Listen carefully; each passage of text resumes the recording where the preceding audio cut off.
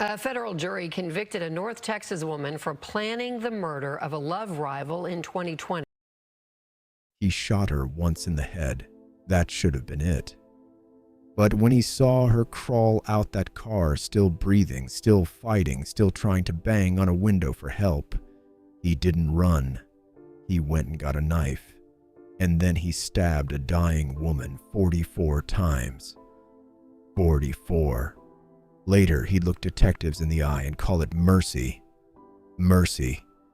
So you tell me, what kind of man does that to the mother of his child? And what kind of woman talks him into it? Because here's the thing nobody saw coming. The man who pulled the trigger, he wasn't even the one running the show. Let me tell you something. This story has got more layers than anybody standing in that parking lot could have imagined. So sit with me. We're going to take it from the top. Welcome to Beyond Dark Cases, where every unsolved case has a truth buried inside it. Unexplained disappearances, unresolved crimes. We dive into cases that were forgotten and left without justice. We do not let these cases go cold. Subscribe and lock in with us. Alyssa Burkett was the kind of person folks describe with a smile before they even finish the sentence. $1 million smile, her grandfather said. A heart of gold. She had $1 million smile and a heart of gold. The kind of girl who drew her own clothing designs in crayon when she was little. Who told that same grandfather at 13 that she wanted to be a lawyer one day. And when he asked her why, you know what she told him? She said she liked to argue, and she thought she was good at it. Stubborn. Funny. Opinionated. The type you couldn't stay mad at, even when she made you mad. She grew up near Dallas, and by the time she was 22, she was still in college, still figuring it all out, just living her life. That's when she matched with a man on a dating app. His name was Andrewbeard, and let me tell you, the two of them were from two different worlds. Andrew was 9 years older. He had it together, or at least it looked that way from the outside. Good job at a tool company, a nice house, money in his pocket. The man even had his own airplane. Meanwhile, Alyssa was a college girl who loved eating turkey legs at the state fair. So what they had wasn't some grand love story. It was casual. A few dates, a few hookups, nothing serious. Nobody was planning a future, and then life threw a curveball. Alyssa found out she was pregnant. Her roommate never forgot it. Said Alyssa was just standing there crying so hard she couldn't even speak, holding out a pregnancy test that said positive. This was not the plan. This was nowhere near the plan. But something shifted as the months went on. And when she found out she was having a little girl, oh, it clicked into place. The fear turned into excitement. On a July morning in 2019, Alyssa gave birth to a baby girl, and she named her Willow. Now, motherhood looked good on her. That's how her people put it. Just looking at the two of them, you could tell that their relationship was... Her little sister said Willow clung to her every second of every day. Love how she's looking and if at you her knew in this anything picture. about how a Madison baby Grimes acts, is Alyssa's that told younger you sister. exactly Willow what kind of mama clung to Alyssa her was. every second of every day, and I think that tells you a lot about the mother Alyssa was. She went back to school part-time. She got herself a job as an assistant property manager at a place called the Green Tree Apartments. And every single thing she did for that little girl. She didn't want Willow to grow up and struggle. She just wanted her daughter to have an easy life. By then, she and Andrew weren't together. That ship had sailed before Willow was even born, but they agreed to share custody. Alyssa had the baby most of the time. Andrew had her a few days a week. And for a stretch there, it actually worked. Was there tension? Sure. Court dates, money draining out her account, the usual mess. But by early 2020, The two of them finally reached an agreement on visitation and child support. The fighting cooled down. Everybody exhaled. Alyssa started seeing a new man named Ben. Kind, supportive, exactly what she needed while she was juggling work, school, and a baby. And right around that same time, Andrew met somebody too, a woman named Holly Elkins. And here's where I need you to pay attention, because at first, Holly looked like good news. When his mom, Lizette, was thrilled about it. Andrew's own mother, I adored her from minute one. She just has this said she had charm this and energy. This energy. I warmed to her right very up to quickly. her. Even Alyssa was hopeful. Think about it. A new woman in Andrew's life might calm him down, might make this whole co-parenting thing easier on everybody, Willow most of all. Holly even reached out to Alyssa directly, sent her a message saying she looked forward to having a super healthy relationship with you and Ben. And Alyssa? Alyssa wrote her right back, said, I hope your influence helps because I'd love nothing more for us all to have a healthy relationship. Read those words now and they'll turn your whole stomach. Because Holly Elkins never wanted a healthy relationship, not for 1 second. What Holly wanted was for Alyssa to disappear off the face of the earth, and she'd already started thinking about how to make that happen. The shift came fast and it came hard. Andrew, the same man who'd finally settled into a peace agreement, suddenly turned cold, hostile. Out of nowhere, he was back to demanding primary custody, hauling Alyssa back into court, draining her bank account all over again. Her family clocked it immediately. The way he talked to her changed, short, rude, hateful, like a switch had flipped, and then it got stranger. Alyssa couldn't shake this feeling that she was being watched. She'd tell her family, her friends, anybody who'd listen, Andrew always seemed to know things. Where she was, where Willow was, places she'd been that he had absolutely no business knowing about. One night, she was out with a friend at a bar in downtown Dallas. Now Dallas is a big city, hundreds of bars. The odds of bumping into somebody by accident are slim to none. And she texts her friend in disbelief, Andrew is here. He just walked in. She didn't know how he was doing it. She just knew deep down in her gut that she was being tracked everywhere she went. Her own mother described that last year of Alyssa's life in one word. She said it was hell. Every single day, watching over your shoulder, waiting for the next thing to drop. Now, somewhere in all this, Alyssa picked up her phone and recorded a video. She never posted it. Her family didn't even find it until after she was gone. And in it, she looks tired, worn down. She talks about the custody battle, calls it a very ugly one, says it's taken a toll on her mental and physical health. But then, and this is who she was, she flips it into a message for other people. She says, no matter what you're going through, stick it out. You can do it. And stay strong. Make it make sense. Here's a woman whose life is closing in around her, and she's still out here trying to lift up strangers. But what Alyssa didn't know, what nobody around her knew yet, was that the man tracking her every move wasn't doing it alone. Every cold move, every escalation, every step creeping closer to that parking lot had a second hand on it. And that second hand belonged to the very same woman who'd once promised her a healthy relationship. Anyways, it was about to get a whole lot worse. So let me show you just how far these two were willing to go. It started with the small stuff. The kind of thing you could almost talk yourself out of.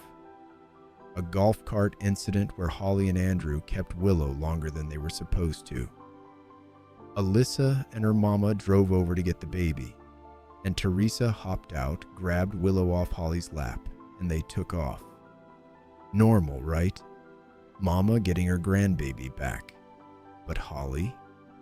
Holly called the police on the spot and told them Teresa had attacked her. Said, "She literally attacked me from behind, or from behind side. I was facing the lake." And then she pulled up her shirt to show the officers some scratch from her lap. She literally attacked me from behind side. I was facing the lake. Scratches she swore Teresa put on her.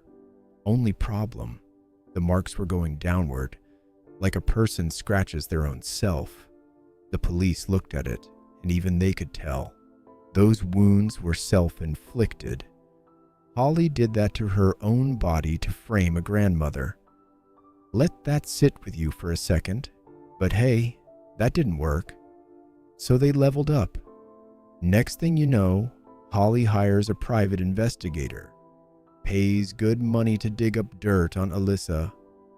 Anything, any little secret, anything they could drag into court to make her look like an unfit mother. And you know what that investigator came back with? Nothing. Not a single thing, because there was nothing to find. Alyssa wasn't living foul. She was a young mama going to school and going to work. That's it. Now, if you the type to project, that empty investigation tells on you more than it tells on anybody else. But moving on, when digging didn't work, they went and manufactured something. And this is where it gets real dirty. In September of 2020, 1 month before Alyssa died, the Carrollton police get a 911 call. A man on the line says his name is Frank Marrow. Says he saw a woman selling drugs out the trunk of her car at the apartment complex. Gives them the make of the car, gives them the license plate, tells them right where to look. Police roll up on Alyssa at her job, ask to search her car. She hands over the keys without a fight, because she's got nothing to hide. They pop the trunk, and there it is. Bags of marijuana, a baggie of cocaine, a pistol with the serial number scratched clean off, and some cash. Sitting right there in the wheel well, exactly where this Frank Morrow said it would be. Make it make sense. A single mama in school working a leasing office suddenly looks like an armed drug dealer. But here's what saved her, at least for that moment. The police questioned her, and it was clear as day she had no idea how any of that got in her car. The genuine shock on her face, the confusion. They could tell she was telling the truth, so they concluded somebody planted it. Somebody set her up. Alyssa walked away without an arrest, and in her gut, she knew exactly who did it. That same day, she texted her roommate, and what she wrote should have been a 5-alarm fire for everybody who read it.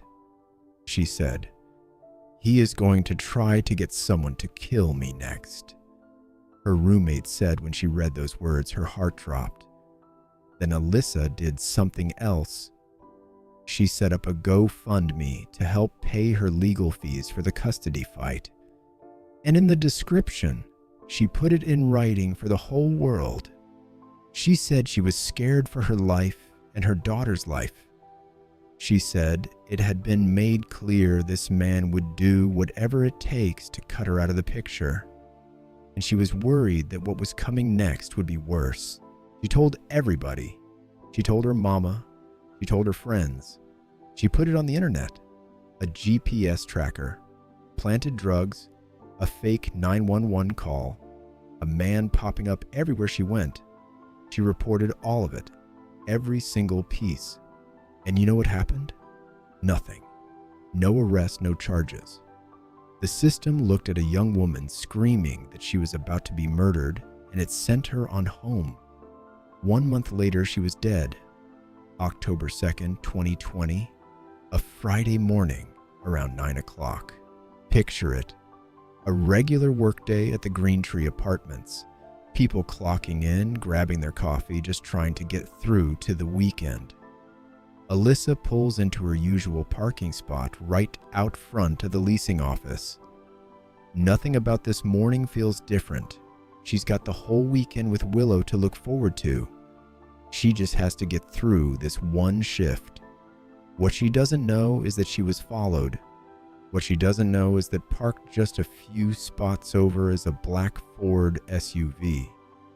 A truck Andrew bought off Craigslist a week earlier in cash, with a baseball cap and a face mask on so nobody could get a good look at him.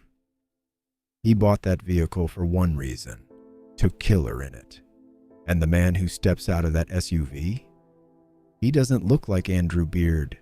Not anymore. He's got dark makeup smeared all over his face.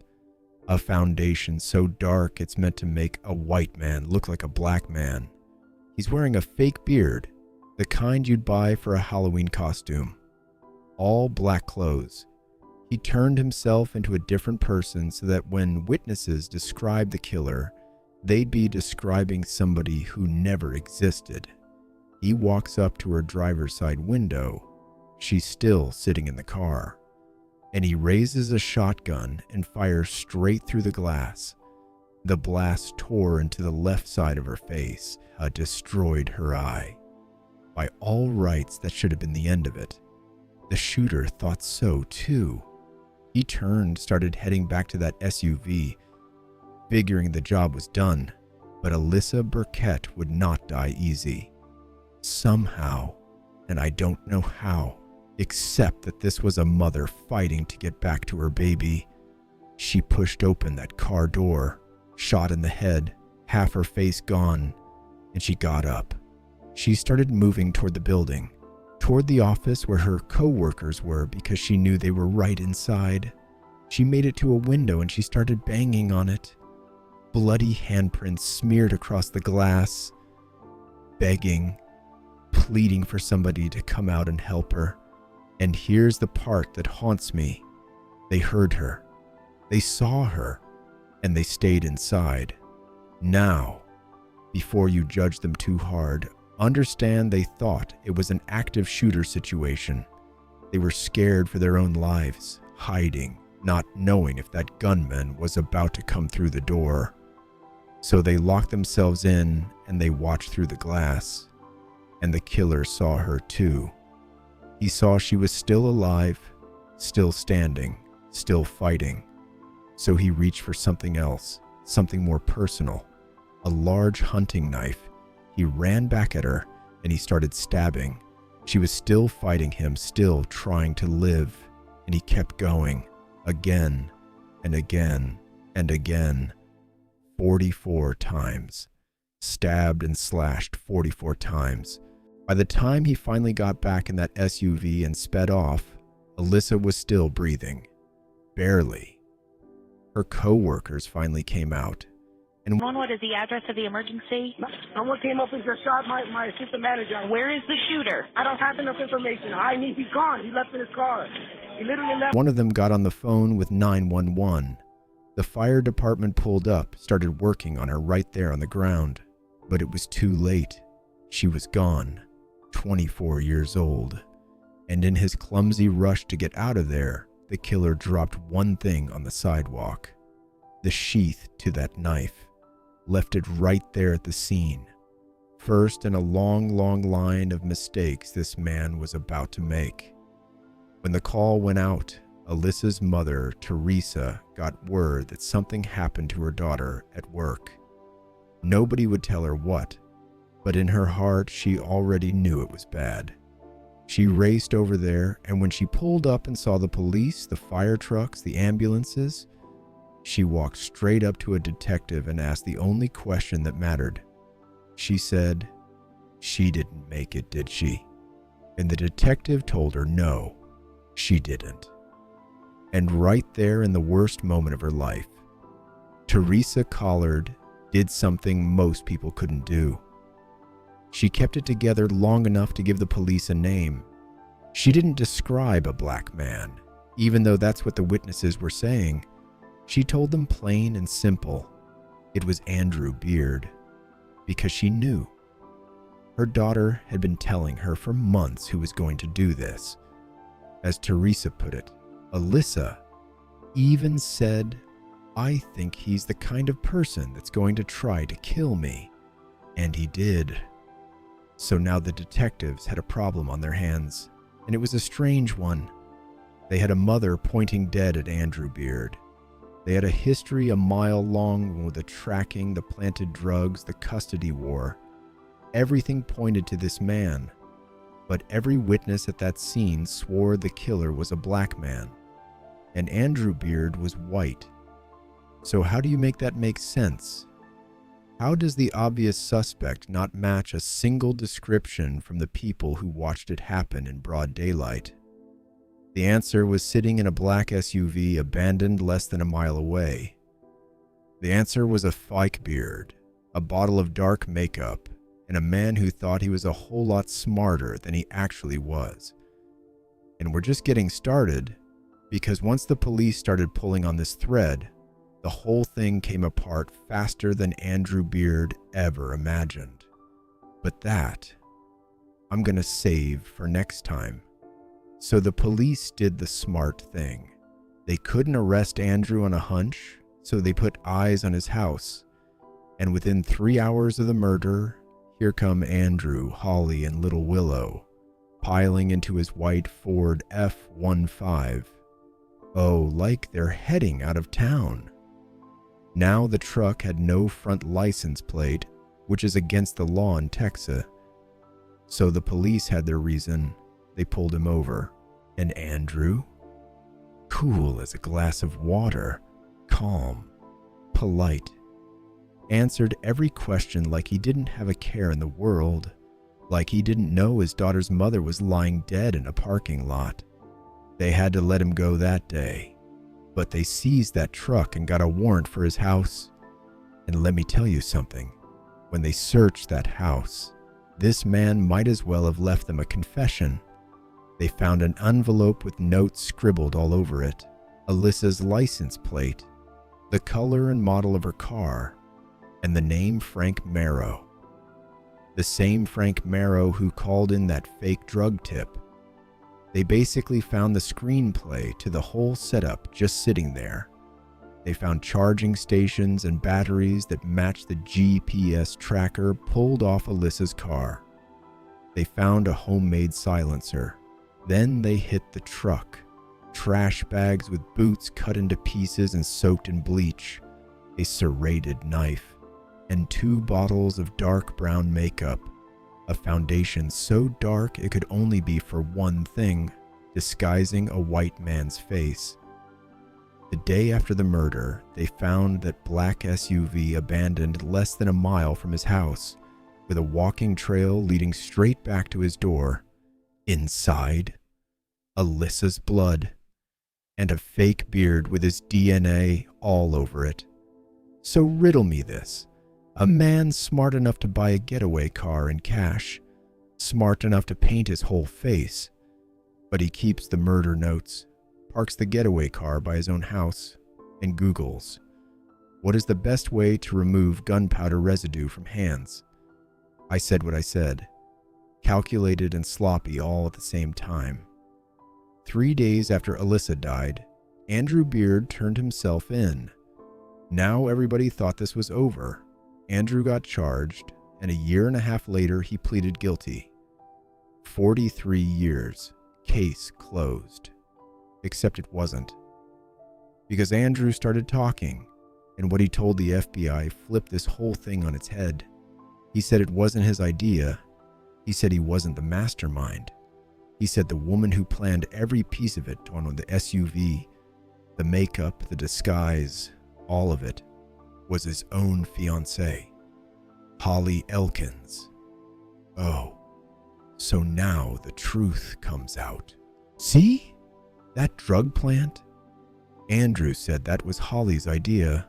The harassment, the framing, the pressure. Holly, and here's the kicker. In her phone, Alyssa wasn't even saved under her real name.